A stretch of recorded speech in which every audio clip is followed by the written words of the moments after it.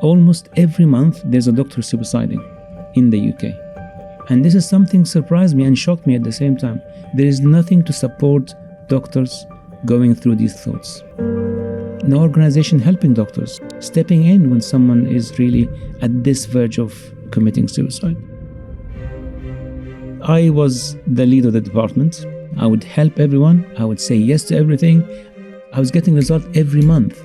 And then something went wrong. Went from patient complaint, family complaint, coroner's court, police investigation. All just went out of proportion for almost 3 years. As doctors, we always take responsibility, whatever happens. So whenever anything goes wrong, you always look at yourself first. Was it my problem? Was it my mistake? Did I do something wrong? What if I lost my job? You had this cloud on top of your head for 3 years until all this investigation. No support whatsoever.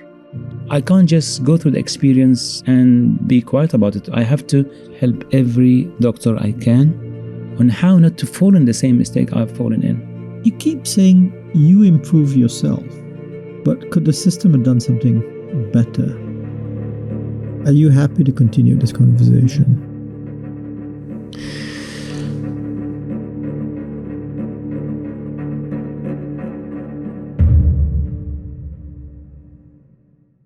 Welcome everyone to another episode of Thrive with Ram. Like previous episodes, we've always started a career thinking that everything is going to go smoothly in a linear fashion. But sometimes things don't go to plan and we have to rethink. And sometimes things can go in a direction that takes us into a dark place. So because of that, today we have Dr. Mohamed Elsayad, an old friend, somebody I trained with a long time back, who now is a clinical leader, but is going to share some of his experiences in the healthcare system. Mohamed, welcome. Thank you. Thank you for inviting me to this amazing experience. No, it's an absolute pleasure. Mohamed, I want to start at the top. I want to start with, what are you doing right now? Because from what I see, you're the healthcare leader. You've reached the top, and it's a position that everyone is envious of, I'm sure. So what I do right now is many things. The first thing I do, which we all train to become good doctors. So I am a consultant radiologist, and I help people get out of their pain so they can enjoy their life without having any pain and get back to their life as they would do all the time by getting rid of the pain anywhere in their body, especially joints and tendons. So this on the clinical side. On the non-clinical side, which is also an essential skills that all doctors should have, I help and mentor doctors on how to improve their communication skills and pass interviews first time. This is part of what I do, in addition to also helping doctors who are in trouble, especially doctors who fall under investigation and doctors who get into coroner's court or are under suspension while investigation is happening. And I do this primarily to support doctors to go and concentrate on their successful career rather than getting distracted by all the little mistakes that can deter them in their journey. Yeah, and that's all quite painful stuff. I just want to start first with your clinical leadership roles. I know that you've held some leadership roles. Yeah. Can you just describe them for me? I led one of the department I worked in radiology to come out with special measures. The department was not achieving all the domains for the CQC inspection. And I came in as a consultant radiologist and was appointed as the lead. I was actually quite junior at that time, didn't have that much experience as a consultant. So I just finished my training as a registrar and then went to become a consultant. 6 months later, I became the clinical lead. Oh, wow. Yeah, and because of, my neutrality and my determination on helping patients and, the department and the trust, things really worked very well. And I got the whole team behind me, which helped me to get the department out of special measures, which was an amazing journey, but full of difficulties and challenges at the same time. But was a very satisfying journey because managed to get the department from being very low in kind of meeting any KPIs and income to really reaching high level of income per month and per year we're reaching up to millions. After that, I was promoted because of what I achieved in radiology to become the divisional director, so leading multiple departments, which also I'm proud of to being nominated to take this position to help other departments to also succeed like radiology. So yeah, it was really a fun journey, but full of challenges and full of difficult times and happy times at the same time. If you don't mind me saying, you're not native to the UK, are you? And you've achieved so much in that short space of time. Yeah, that's true. Yeah, I wasn't trained in the UK, but I actually joined the training scheme in the UK in the middle, and then continued till the end, where I got my CCT qualification. But as you said, we work hard and smart at the same time, and with having resilient personality, I managed to go through difficulties, and yeah, I managed to achieve all what I told you about. And you talk about helping doctors going through very difficult times in a variety of settings, and we can all share that experience. Even I myself have been through very similar painful experiences. What is the common theme that you find with these doctors? Are these people who choose to make mistakes, or of course most of them is an assumption or an accusation, most of them are probably have done nothing wrong, but how do these doctors find themselves in this situation? Is there a theme that you can point towards? Yes. Well, thanks for asking the question. It's a very important question that I find doctors who come from overseas, and I say this with love, they are sometimes ignorant about their ignorance about the system. They come from a different system in a different country, different dynamics, to a huge system like the NHS, which is kind of a unique system in the whole world. It has its own culture, own unspoken languages, and its own way of doing things that is not similar to anywhere else in the world. So they arrive in the UK, like how I arrived, and then they want to have a good career. And by doing this, they think it's better to work hard, not smart. It's good to say yes for everything.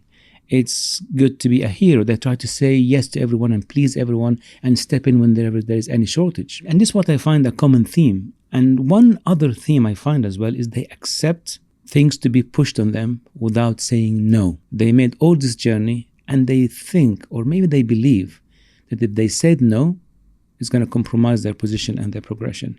And actually, this is completely untrue. So these are the two common themes I find: being very helpful and not saying no.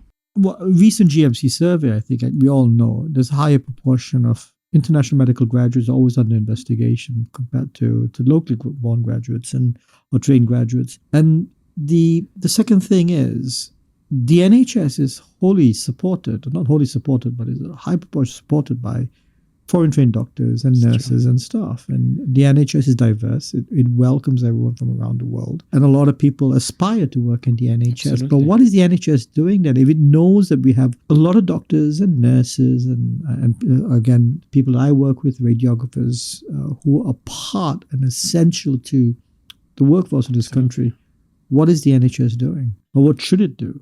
Again, it's an excellent question. I don't believe the NHS is stepping to its responsibility as an employer to mentor doctors and coach doctors, especially who comes from overseas. They employ them and they think they will get running day one, which is not realistic. And when this happens, doctors will do mistake along the way. And nurses will notice this, other doctors will notice this, even patients will notice these mistakes. But they don't lack the clinical knowledge, they just lack the ability to understand how to function within the system. It's all about context, isn't it? Yes, absolutely. So your question is very valid. What's NHS not doing? Well, they should consider providing mentorship, especially for overseas doctors, to enable them understand the system. They currently do a mentorship, but it's only for a few hours, which I don't believe is enough. It should continue for years, because if you move from a country to a country, it takes you 6 months to a year just to settle in. How on earth do they believe that a doctor will settle in a country, in a culture, and in an NHS at the same time without having difficulties? So the answer to your question, NHS need to take responsibility and to invest in mentoring doctors. But similarly, overseas doctors need to understand that they also need to invest in themselves by looking into mentorship programs, by asking their hospital to see if there any mentorship scheme that they're not aware of. Because there are many hospitals where they have these schemes. But if you don't know, if you don't ask, you will never find about it. I think we underestimate the power of mentorship. I think I have about 7 mentors from across the field, surgeons, non-medics, and it's so powerful. I'm an international medical graduate and I'm proud of it, but I was quite privileged and I had the foundations. But even then, I found myself in very sticky situations. And sometimes we expose ourselves and then we increase our risk. What do you think doctors in general, including international medical graduates, what do they do to sort of increase their risk, and what can they do to at least mitigate any of that risk? I mean, it's a difficult question, this one. There's no one thing or one risk they could do to avoid. But one of the things which comes to my head is they need to take responsibility of what they're doing and understand their limitation. Because working without understanding your limitation as a doctor or overseas doctor or international medical graduate doctor will make you do things that could get you into trouble.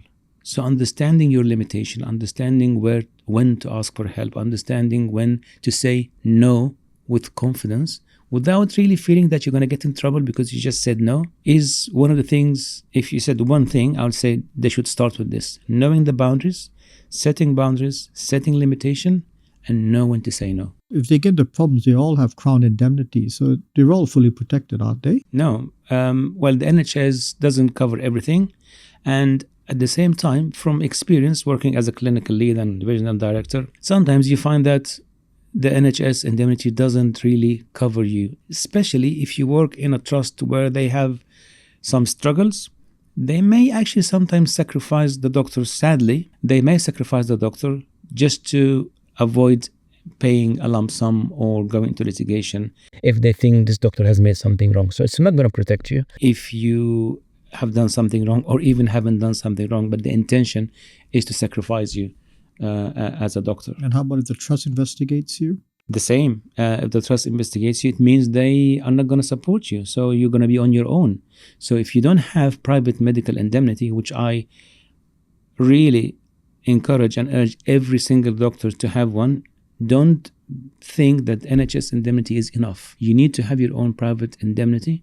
And I've seen many doctors who didn't have it and they actually got sacked and lost their job because they didn't have one, and which is a sad thing to happen after all this journey of medical Such a silly work. thing, isn't it? I mean, I would shop at a number of doctors who don't have it. And let's talk about you helping these doctors. I mean, why bother? You're busy enough. Tell me your origin story. What really sparked you to begin this journey to help other clinicians? I've built the mission, and I've got a mission now to help every doctor I can to understand the system and to be able to have the strength and be powerful when they say no, understand their limitation because of a problem I've been to myself. I am an international medical graduate, so I was one of these people I was telling you about. I would help everyone, I would say yes to everything, and I would be the hero. You know, if you stay 1 hour extra, I would stay 1 hour extra. What's wrong with that? You know, I would just be helpful, which is nothing wrong about this. And we doctors, we join medicine to help people. But when it affects you as a person, now you have to kind of recognize something different. So I was the lead of the department, and then something went wrong, which actually went really, really wrong. So went from patient complaint, family complaint, that has got into coroner's court, and then coroner's court, police investigation, and all just went out of proportion for something that looked on paper that has happened, but actually did not happen. So it kind of stopped and put my career on hold for almost 3 years. Although I was working as a doctor still, but it just, you had this cloud on top of your head for 3 years until all this investigation happened. And investigation against someone else? Or something went wrong with patient care. I was the lead. I didn't get involved with the patient direct care anyway, but I was the lead and I went there to kind of defend and support the department. And there was misunderstanding about a specific document and said, oh, this document looks a bit, ungenuine. And from there, investigation went to say whether this document was genuine or not.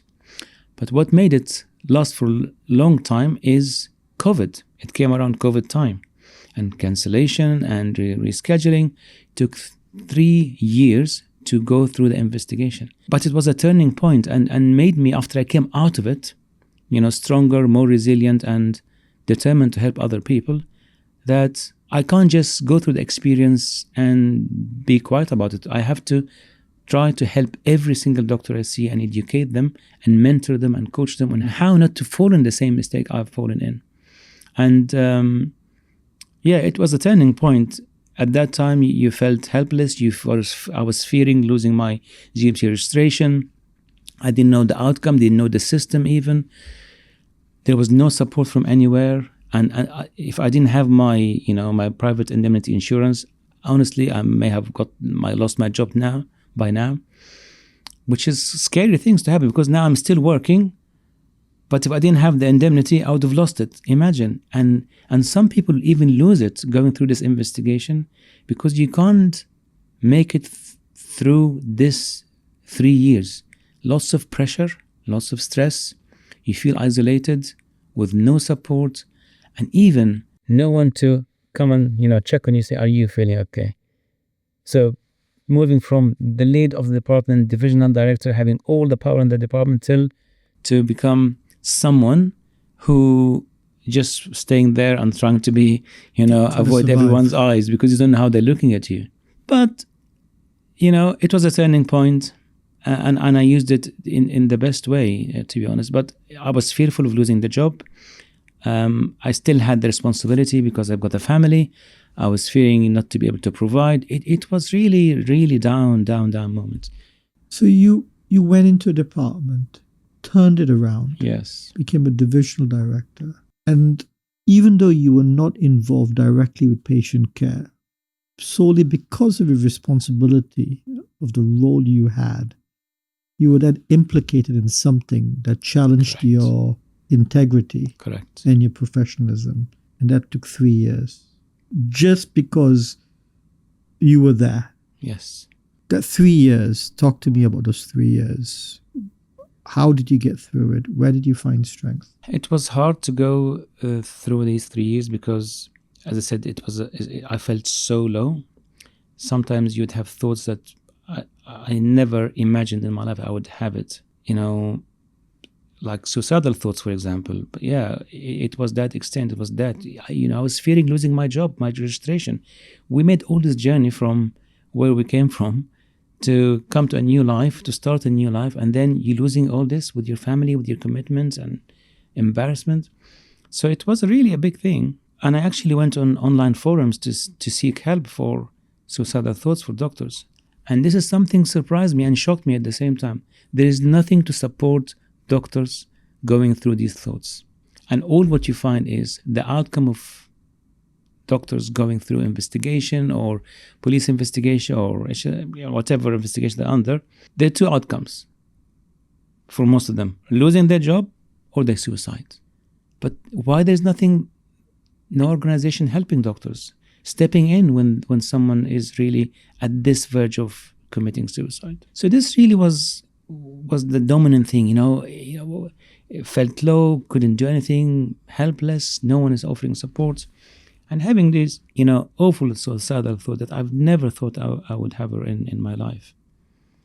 Yeah, it was really a low moment. You happy to carry on? Yes, I'm sure you know me since we were together in the training, and I'm a resilient person, so I always like to find a turning point to make me go up again. And then I started to concentrate on how to come out of it in a positive way. But before I go to this point, I remembered something just now. I've read an article, statistics about doctors suiciding, and you'll be shocked to know that almost every month there's a doctor suiciding in the UK. And this is kind of, no one knows about it. I only knew about it when I was searching it. It's shocking news. Every month there's a doctor suiciding.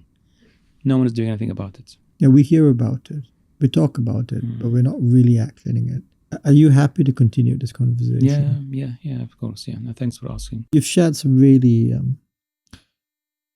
difficult thoughts there. And I'm sure out there is someone probably going through something similar. I can empathize. I want to talk about the strengths. Where did you draw your strength to get through those 3 years? Who made the difference for you? This question never came to my mind, and no one asked me this question before. So I found the inspiration around me. I've got my wife, I've got my son, I've got my patients, I've got the NHS, which I love till now in spite of all what happened from the NHS. And I said, this should give me the strength to keep going. But instead of trying to focus on the problem, I started to focus on myself and how to improve as a human being, as a doctor, as a husband, and as a father. So starting to look into how to improve my personality, how to find mentorship for myself, to go through all this difficult journey, like trying to find solutions. And I find it through mentorship, where they don't deal with this specific problem, but it's just general mentorship, corporate mentorship. And they actually helped me a lot to come out of this by helping me understand the system, understanding why things happened and how could have been prevented. And this helped me to concentrate on how to improve, to become that new version of myself. So that I avoid doing what I've done in the past. Although I did with good intention, but it doesn't count, and also help other doctors. So this will give me the inspiration, My heritage, my beliefs, my wife, my son, my commitment, and me as a person, I always like to move forward and look at the positive way of things. So started to explore into how to invest, for example, because I was worried that I may lose my job. What if I lost my job? I only know how to work as a doctor, never done any other job. We breathe doctorship, we breathe medical journals, we breathe medical books, but don't have any other skills about investing, about how to deal with money. You just work and you get paid and then you spend and you just keep going. So started looking into how to invest, how to, start another job if, God forbid, I lost my registration, which was 50-50 chance. At that stage. We all face that. Yeah. What if I lose my registration? Yeah. Registration, lose job, and then what? You can't sit at home doing nothing. I still have to provide. So this really was the inner motivation and the environment around me, which said, okay, you have to think differently. You have to focus on how to improve yourself, how to take yourself from where you are right now to where I want to be, which is become a better version of myself and know how to invest, know how to deal with money, at least to take my head off what's going on at that time. And at the same time, I said, I don't want any doctor to fall in this situation in the future. So I better use this as opportunity to understand what went wrong, go through the small little mistakes I did, what could have prevented, so that when I help other doctors, then I can give them the advice that they really need at the right time. You keep saying you improve yourself quite a lot. It gives me the impression that you felt it was all your mistake. But could the system have done something better to prevent this from happening? Because we always talk about system failures. And it's not usually the individual, but it's multiple things that breaks down the system that leads someone into making certain decisions. When I hear, it's not a criticism, but were you too early in your career to be a clinical lead? You said 6 months in. And so did the system set you up to fail? Did they provide you with the adequate experience? In my experience, at least from what I've observed, being a clinical director, you need at least 5 to 10 years to understand the nuances and the politics. Did the system set you up to fail? I'll answer this question first. I believe yes, it did set me up to fail, because I remember clearly when I took the clinical leadership role, I said, I'm new to the role. I've just finished my registrar. I haven't been a consultant before, and now I'm a clinical lead. So I need mentorship, and I did actually ask for it. I need mentorship, need support, and I said, don't worry, we will be behind you. And then day 1 till 9 months, no support whatsoever. Didn't even have a clinical PA. I was doing everything on my own.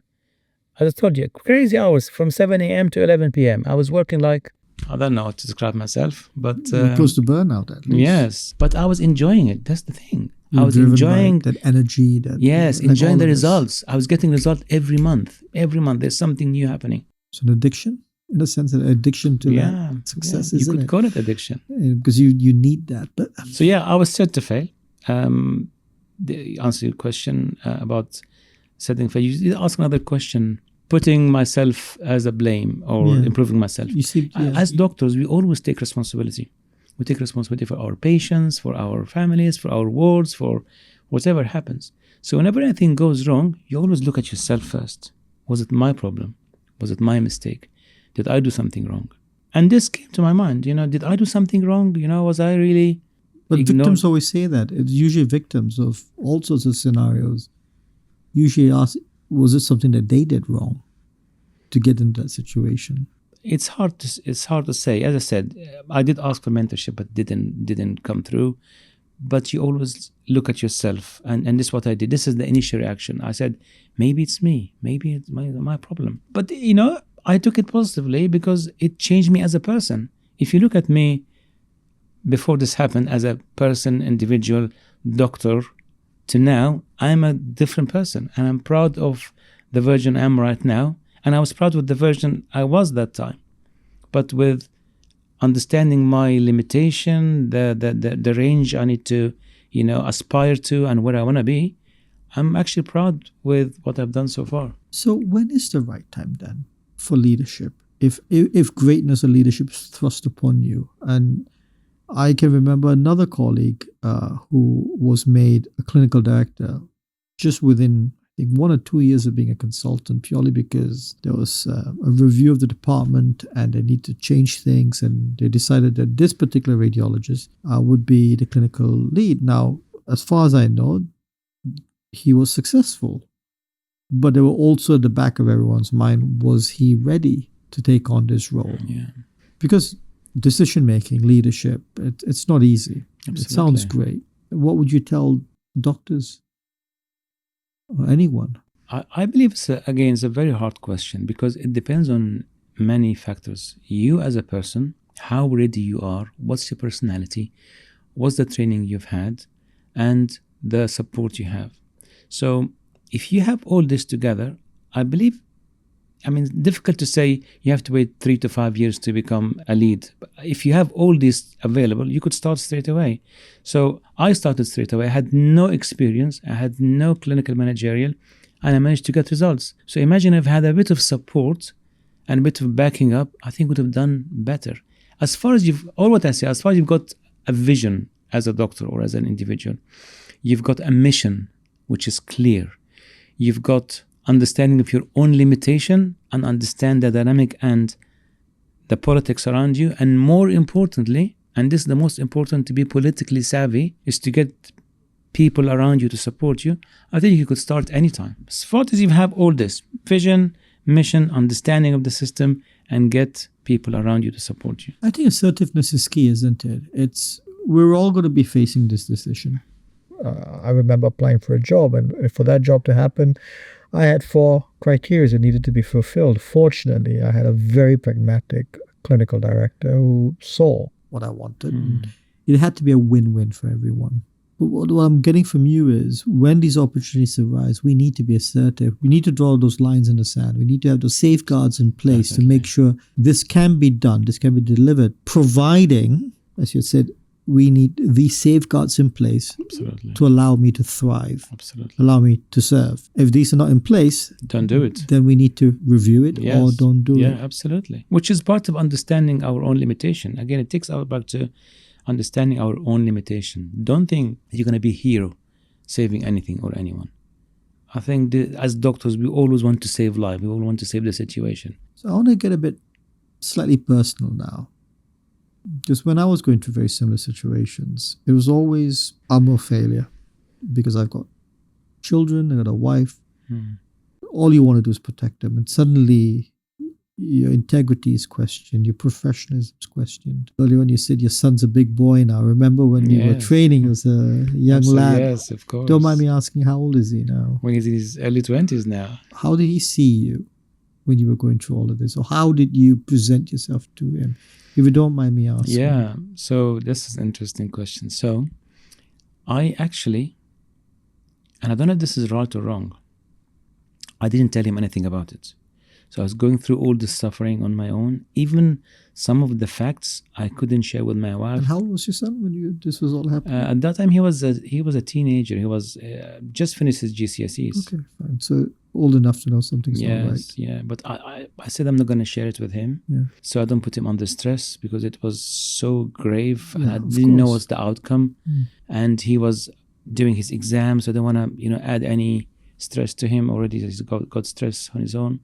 And even some of the facts I had couldn't share with my wife. and maybe she'll be surprised if she saw this now, that many things I didn't share with her till now, because it was so like destroying, that if I shared with her, because I know she loves me, she should have affected her negatively a lot. So I said, I'm gonna take the pressure, I'm gonna keep it there. You're going to do this alone. So I didn't tell my son anything, but what I heard is, after all this cleared, I sat with him and I told him. And then what he told me, which is again something really, I was very upset when he told me, while this was happening, because I work in a hospital and because I've achieved what I achieved, I was kind of famous in the hospital. Everyone knew who's Mohamed Elsayad with what I achieved. My son shared a school with one of the other people in the trust. And then she started to bully him through me. He didn't tell me. And this really killed me when I heard it. Yeah, sad thing. Bullying's a horrible thing. I've been bullied. But now your son knows about it. How do you think he sees you now as a father? In terms of as a man, as he grows up now? Do you think there's a degree of respect now? Yeah, no, definitely. There's always mutual respect between me and him. But he actually gave me a word of wisdom. And yes, and he was at that time late teens, so he wasn't even in his 20s. And he said, what was your problem, Dad? I said, okay, my son's going to tell my problem. I said, yeah, what's the problem? He said, you were too good for the environment you're working in. I said, what do you mean too good?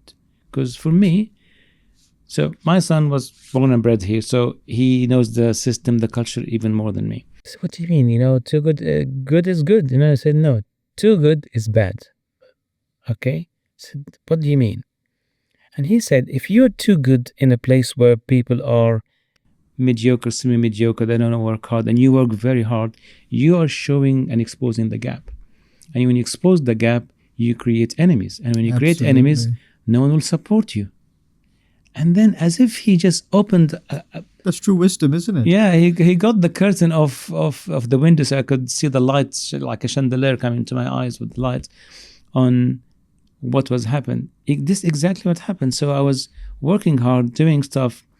People were not supporting me. Now I know why they're not supporting me. Because you reminded them of dynamic. Yeah. And when things went wrong with me, everyone who were around me, they just were like 10 meters away from me.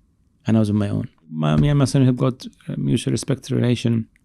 And actually with this word has changed the way I look at things. Because I remember only recently, not recently, but in the last 10, 15 years, I realized my father went through something very similar.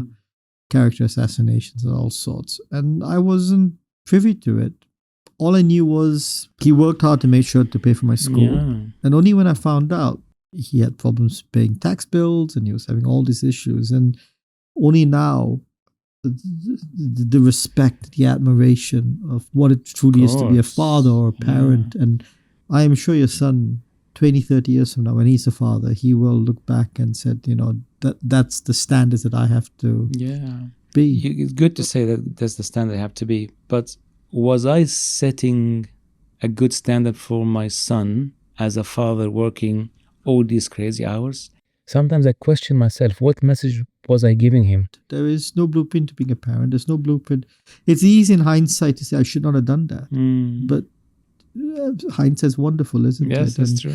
There's so many things I wish I didn't do. But here we are now talking. Do you mind if I ask about your wife? No, yeah, go on. Because you didn't tell her you wanted to protect him. We always say, through thick and thin, through hardships, we will always... And I remember when I was going through issues, I was embarrassed in front of my own wife. I was supposed to be this man that she could look up to and respect, and I of course respected her. And then suddenly all of this was happening. Yeah, there was guilt, there was shame.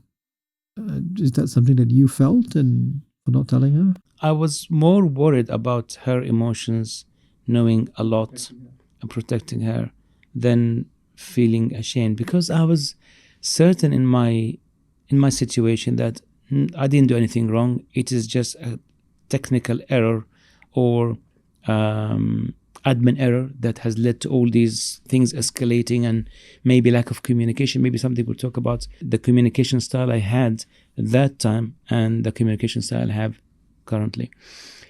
So no, I think we kept the respect. I wasn't fearful of this at all. I was fearful more on her to be, getting emotional about the situation. I believe she had a good understanding. She was supportive as much as she could. Of course, you will have any relationship ups and downs during this difficult time. Absolutely. But overall, she was supportive and she was understanding, and she She wanted to do something to stop this process. What should we do? What could we do? But it was beyond her abilities and beyond my capabilities to change anything. You just have to go with the flow. So on reflection, because we always have to reflect as doctors, regardless of if we were wrong or if a mistake has happened or not happened. If you could have improved on one thing or changed one thing in yourself, if you could advise yourself, what would that be? If I advised myself on one thing, the previous me, I would have been more politically savvy. How do you learn to be politically savvy? Being an IMG, coming to a completely different social environment, professional environment. But this is the reflection I have now. If I have been politically savvy, plus improve the communication style, which I have also improved, I believe this could have, or maybe not. You never know. But this is something I trained always to help think. people, not to be a politician. So tell me about you helping other doctors. Without going into personal details, could you tell me of a doctor that you've helped? Yeah, there's many stories really. Is there a story you'd like to share? So there was a doctor who recently, he's also international medical graduate. He's a radiologist. And he specializes in specific subspecialty in radiology, and he was good at it. But then newcomers came, and he's not politically savvy. Mm-hmm. This is what I told him as well. He's not politically savvy. So they wanted to get him in trouble. So some gave a bad review on his reports, and then he was asked to stop from reporting this. Although this specialty he specialized in, this what he likes, this what he's been doing for many, many years. So he took it personally. He wrote an email saying, how dare you do this, da da da da da, and it made things worse. But he thought, as a doctor, he was doing the right thing. But this is wrong. So he got, of course, in more trouble. So he came to me, I said, this is what happened. I said, okay, listen, you made it worse, but there is a chance we could go backwards to a neutral position, then we could take off to improve your situation. And how we did this was, I said, you need to speak to them in their own way. They did an audit on you, and they found you've done some mistakes. So instead of denying and asking for validation and talk about your experience, say, I'm going to review the audit finding and I take it constructively, and I'm going to use some refresher courses and make sure that I refresh my information about these two areas that were of concern, and do it straight away. Go into online courses and do it and submit. Say, this is what I've done. And also you're going to enroll yourself on many kind of refresher course as well, to give them the confidence that you are reflecting, you are understanding that there's a problem, and you are taking responsibility as a consultant, not just denying. And he initially had resisted that. He said, no, now I'm bowing down. I said, what do you mean by bowing down? Ego. Exactly. And this is what doctors have. The biggest thing they have, we ego. have massive egos. We have massive egos. Yeah. So his ego said, no, I'm now bowing to them. I'm admitting mistakes. I said, no, you're not admitting mistakes. They have proved that you've done some misses. You're not admitting or denying. You're just saying, I'm reflecting on the findings that you gave me. I'm taking responsibility. I'm an experienced consultant. I may have overlooked a few things. I refresh my information. I'll come back to standard. It took him like 3 days of struggling with me and getting upset with me. And I said, listen, it's your choice. If you want to do it, do it. If you don't do it, I guarantee it's going to go worse. And then he started to listen. So he wrote the email. I said, you do the training course today and submit it today. So you've done it. He listened and done it. Second day, the manager replied and said, thank you, Dr. So-and-so, for being proactive. The tone changed. The response of management changed. And then, I'm glad that you're also going to take the fellowship. or the mini refresher course, I mean, which again made them see him as a responsible doctor. And this is how things change. So we've changed him from being disqualified, maybe put under investigation, and maybe referred to GMC if he continued, because if he continued his behavior, they would refer them to GMC. He doesn't have insight. Although he's a doctor, although he's a clever, but he's got ego. So now they see him as responsible doctor, someone who they can work with, and someone who could take the department forward. And things are improving better for him now, and he's kind of going back to his reporting subspecialty slowly, bit by bit. I've had similar conversations with colleagues going through. I've had these sort of issues. Could be clinical, could be non-clinical. It could sometimes be team dynamics. Based on personal experiences, the first thing I tell them is look after your health. There's that guilt of taking time off. But I think I've spoke recently to a doctor that I'm helping, and the doctor said a week in it was really painful, but now I'm glad I took the time off. You got to look after your health. Absolutely. And you got to demonstrate that. For me, at least personally, what I would, if this is going to be a lesson to any doctor out there, if you look after your health, demonstrate it too, that you are proactively looking after health. Go see your GP, make an appointment, occupational health. Absolutely. Take those steps. Second thing is definitely get a mentor. Someone you can reflect ideas of, talk about these cases or talk about your feelings, write down a journal. These things are really, really important. It's all part of GMC, good medical practice. I say the third thing is if you've taken time off, if occupational health case is okay, you feel is okay, keep yourself up to date, do 1 or 2 hours of CPD a week. Just maintain that knowledge base. And the fourth, speak to your friends, speak to your family. Don't be ashamed. We've all been through it. Absolutely. But it's really difficult when you're there. It's really, really difficult. It's painful when you're challenged. You feel it, your failure. We all have big egos. Maybe you needed that ego to be a doctor, but things have changed. We have to review. But it's nice to know that the doctor now is thriving. Yes. Purely because they reached on the right track, at least. On the right track. To thrive back again, concentrate on what he was doing, and to do other more, amazing things in medicine. But you've been through so much of pain, but now you've turned it around, not only just for yourself, but you're doing it for others. And I'm seeing that constant theme. These doctors, like yourself, and I've interviewed several others like you, who are now actively helping other doctors. It's because they've been through this pain and they now want to help others to prevent them. Again, I think it's a doctor in us, that innate responsibility to help others, even though when we're in pain. It's not going to be enough. I think people who interviewed me, people who interview in the future, it's not enough. There has to be a bigger movement, bigger awareness to doctors themselves to understand that they are humans, they are not heroes.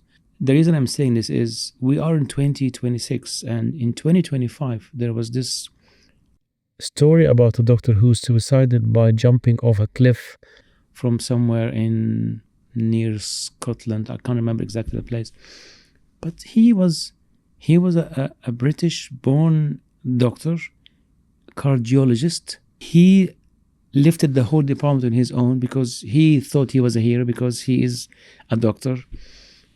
He got burnt out. He couldn't take it. He suicided. And I just couldn't understand till 2025 you find people doing this. So I was one of those people who worked very hard and long hours and got burnt out. But people still doing it till now. But what's fascinating me is doctors, and I said it at the beginning, the first word I said it, doctors are ignorant about their ignorance, unfortunately. We think we're doctors, we know everything. But we have to just be human and realize we can be broken, we can be deceived, we can get things wrong.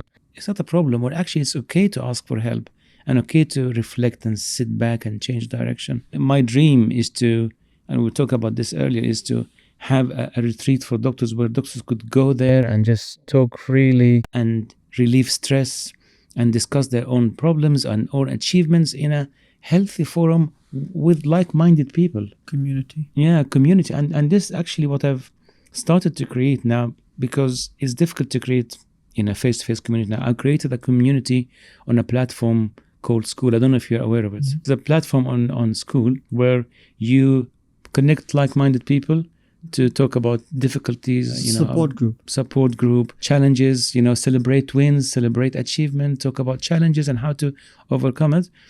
But without talking about any other stuff, it's just medical related, clinical related, communication related, no religion, no fluff, no politics, nothing. Because all other forums on Facebook, which there are lots of them on Facebook, you get lots of silly advice from people who don't know anything. I don't want to deviate from the topic, but you find these Facebook groups where I am on it, and you will see someone saying, I've got a problem with the program director, he's targeting me, or I feel he's targeting me, da, da, da, da, da. And you'll find lots of people with the same mindset of the arrogance, don't talk to him or her. How could you actually advise them? Humility is key, isn't it? So everything's over now, in a sense. Of course, there's always a struggle. What do you and your family do now when you look back? What's your happy moments now, your family? Actually, after this event, I started to invest in memories. Amazing. I was a very bad holiday planner. I would do it last minute all the time. Can you plan my holidays for me then? Wouldn't discuss it. We just, let's go there next week. But now I plan memories. So whenever there's an opportunity to create a memory, beautiful. Let's create a memory. Let's go to this sea resort. Let's go to this island, happy places. If it's a birthday, we make it a birthday. Right? Do you work on your birthday, or do you take a day off on your birthday? So I have to admit, sometimes I work on my birthday. But I'm this type of person. I don't celebrate my birthday. But if it's my son's birthday, we do something big and amazing to remember. We go to nice places so we can remember these days. So I think this is what I do right now, invest in memories and try not to, hold grudge or have this sadness, anything. Anything is insignificant now. I've been through a lot. Anything is insignificant. If something is bothering me, I'll just write it on a piece of paper. I will crush it. I'll just throw it in the bin. It's gone now. Nothing is worth my sadness or keeping me sad. And this was keeping me sane and, functioning till now is nothing's insignificant now. Just me, my family, my patients, of course, and the NHS. I still love it. Something in my heart about the NHS. But concentrate on the right thing. All the other stuff which wastes my time is insignificant. I want to put a message out there to the audience who are watching us today. We spoke about some very painful memories. Things are great when they're going well, especially in any organization and in any work. But it's when things don't go well that suddenly you feel like you're alone. And that's why having the right protection through indemnity or the right people is really, really important. And sometimes things get so bad that we do have dark thoughts. And we talked about suicide. Now, I am not an expert on suicide. I'm not a counselor. But if anyone out there having such thoughts, reach out to someone as soon as you can. It could be a family member, it could be an employer, it could be someone in a religious community, a GP. And I will ask the producers of the show to put a helpline at the bottom for you to call to get help. And of course, you can always contact me anytime or Dr. Elsayad anytime, although we're not experts, but you're not alone. And with that, Mohamed, thank you so much for sharing such difficult memories, I suppose is the kindest way to say it. But I do know that what you shared today will make a difference to someone out there watching.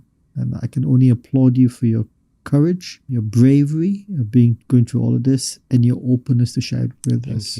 Thank you for inviting. Thank you for listening. Thank you for asking these tricky questions that some of them really never came to my mind. Which has created lots of emotion in me. But thank you for inviting me. And thank you very much. And that's all. And again, please look after yourself and be kind to each other. Thank you very much.